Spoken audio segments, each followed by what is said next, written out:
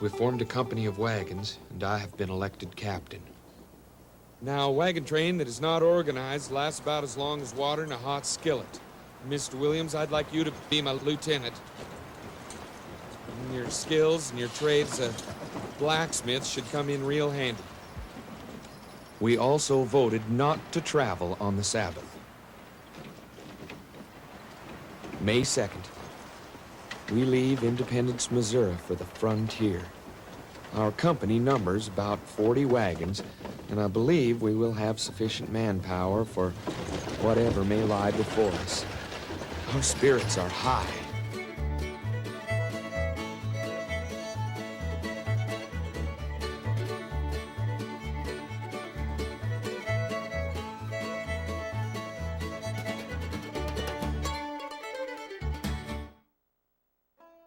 When Thomas Jefferson was president, he wanted to buy the port city of New Orleans from the French. The French sold him the entire Louisiana Territory. After the Louisiana Purchase of 1803, the United States covered the land from the Atlantic Ocean to the Rocky Mountains. Politicians claimed it was our manifest destiny to govern ocean to ocean.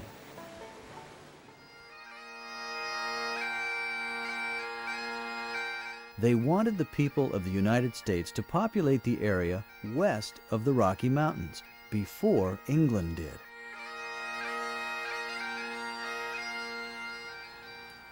Few white people had gone west of the Mississippi River before the 1840s. Those who did were mostly fur traders and missionaries. The migration over the Oregon Trail began in the 1840s and lasted into the 1860s. After that, the railroad crossed the continent and wagon trains stopped rolling. The emigrants who went west across the plains and deserts did so for many reasons. Some went looking for adventure. Others went to find their fortune. Some went for religious freedom. And after the drop in farm prices in the late 1830s and early 1840s, farmers also followed the call west.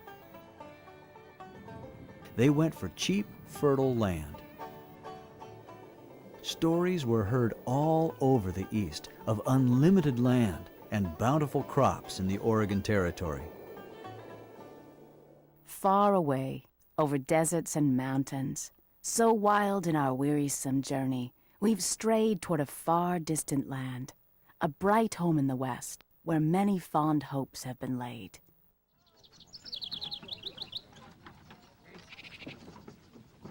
Along with the farmers were doctors, blacksmiths, tailors, storekeepers, prospectors, criminals, ministers, and just about any other type of person who lived in the East.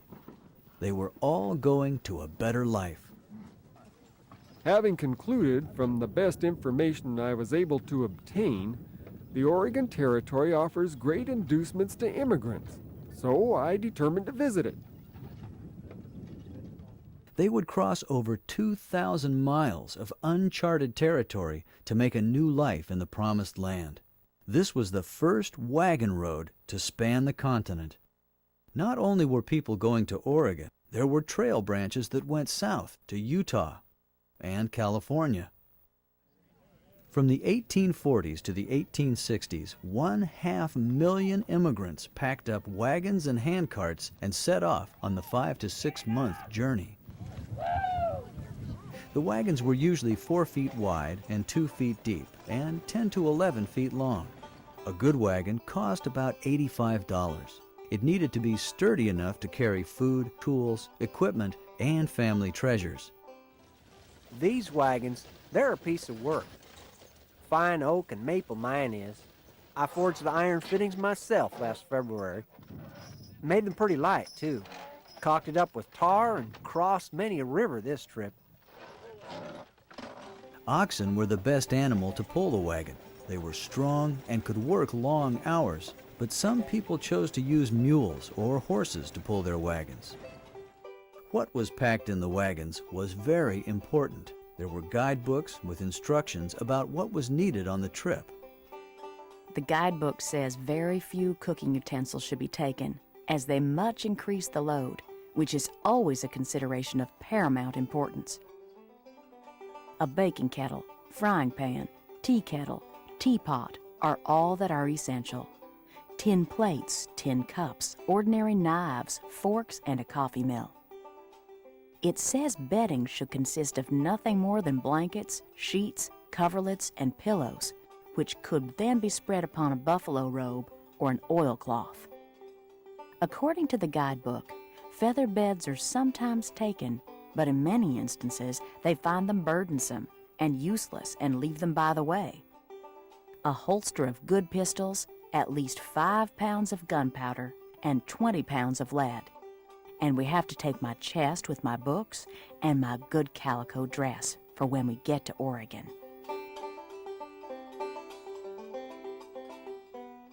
They left from Independence, Missouri.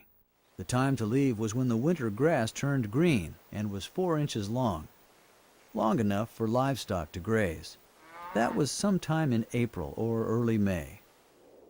The goal was to make it to Oregon before the winter snow fell. We take good care of our stock, even made moccasins for their sore feet over rocky terrain. If they were to be lost or hurt, we wouldn't make it.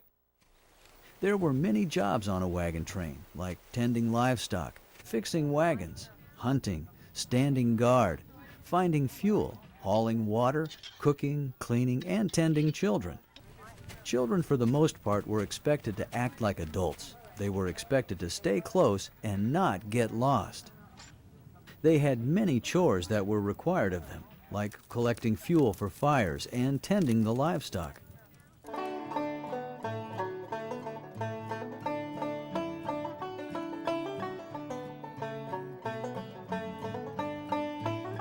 Those who were not driving the wagons walked alongside or behind them.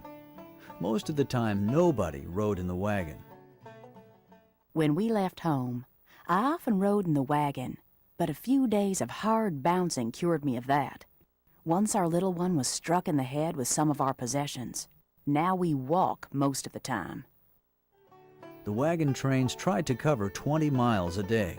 They traveled at about 2 miles an hour. It was a very long journey. The prairies could be dangerous places. The immigrants faced violent thunderstorms. They also encountered choking dust.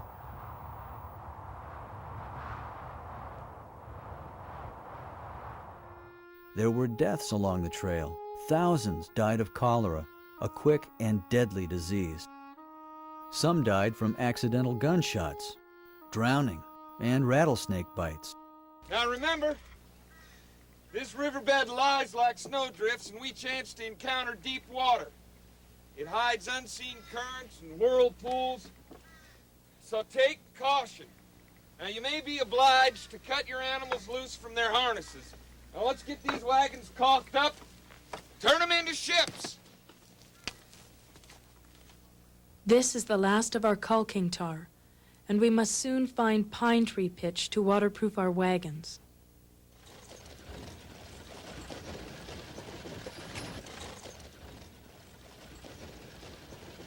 This great body of water is swifter than anticipated.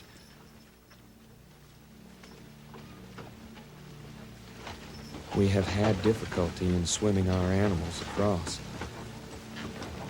We lost young Hanson, who got into trouble with his horse.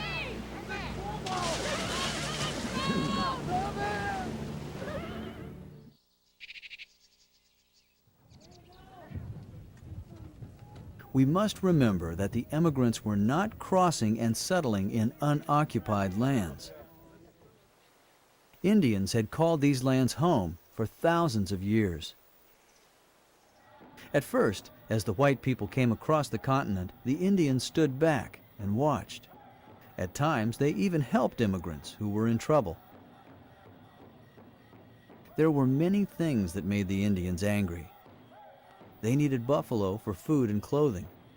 But the emigrants began killing the buffalo for food and sport, and eventually destroyed the herds. The Valley of the Platte, for over 200 miles, represents the aspects of a slaughter yard. Such waste to the creatures seems wicked, but every immigrant seems to wish to signalize himself by killing buffalo. Pioneers seem to prefer killing them for sport. The white people brought diseases that killed some of the Indians. And over time they began settling on the Indians' land, forcing them out. This land was all Indian land. As white settlers took land from the Indians, they signed treaties that said the rest of the land remained with the Indians. But the white people continually broke these agreements and took more land away from the Indians. Most of the Indian attacks took place near the end of the emigration because of all the damage done by the settlers. Of the 500,000 emigrants that traveled the Oregon Trail, only about 400 were killed by Indians. On this land that used to belong to the Indians, the emigrants found many landmarks to help them along their way. These landmarks told them they were going in the right direction and just how far they had come. They provided some entertainment, a break in an otherwise boring and repetitive trail. I am very weary of this journey, weary of myself and all around me. I long for the quiet of home, where I can be at peace once more.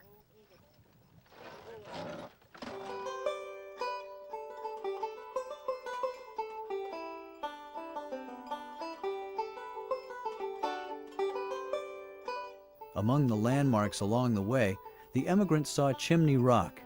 It was used for target practice, and some of its top was shot away. Scott's Bluff is a landmark that the Indians referred to as the hill that is hard to go around.